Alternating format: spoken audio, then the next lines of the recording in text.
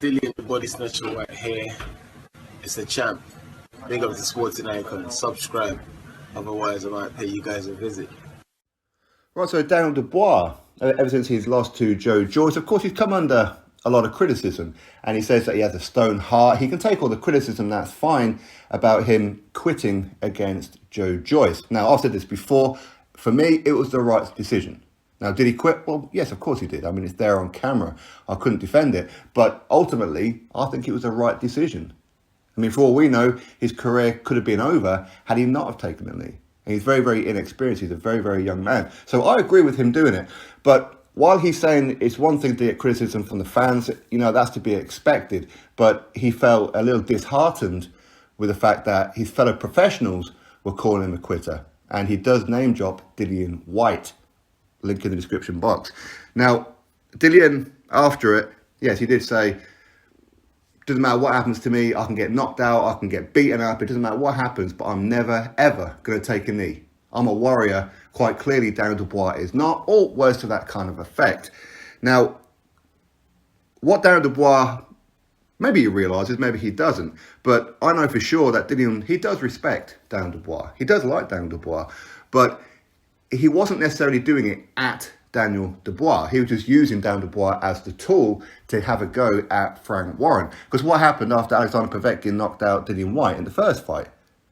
One of the first people who was mocking Dillian Whyte was Frank Warren. Daniel Dubois is a Frank Warren fighter. Frank Warren was singing that song about not the mandatory anymore and all that kind of thing, and laughing about the fact that Dillian Whyte got beat by Alexander Povetkin. So, Dillian saw that as karma, that his main guy, Daniel Dubois, got beat. And he didn't just get beat, he took a knee. So, I'm sure that Daniel Dubois, he realises that, but ultimately it's going to add a bit of drama should these guys end up fighting down the line, shouldn't it? Of course it would. But ultimately, as I said before, this wasn't Dillian Whyte having a go at Daniel Dubois. This was Dillian Whyte just using the Daniel Dubois situation to have a go at Frank Warren. That's all he was doing because of what Frank Warren done.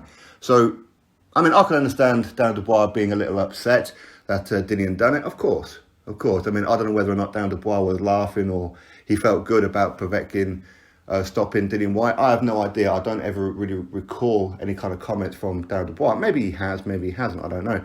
But doesn't really matter, does it? Ultimately, these guys, they may end up meeting down the line at some point. But I would imagine they'll probably end up meeting probably about 2 or 3 years' time.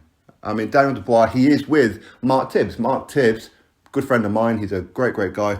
Formerly trainer of Dillian Whyte as well. Would Mark Tibbs want to be in the corner against Dillian Whyte? I wouldn't have thought so. I know these guys didn't exactly part on the best of terms. And there are some reasons as to why they split. I don't know whether or not Mark Tibbs even knows about them yet.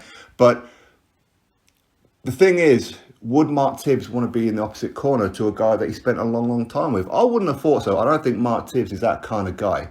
He really isn't. But at the end of the day, business is business, isn't it? It's not personal as such. I don't think Mark Tibbs would take it as personal or anything like that. He doesn't strike me as that kind of character. But maybe business is business. But I think given the choice, he probably wouldn't want to do that. He wouldn't want to be in the opposite corner to Dillian Whyte, regardless of whatever their current situation is. I mean, maybe these guys have made amends. Maybe they've had a phone call or met up or whatever it may be. I don't know.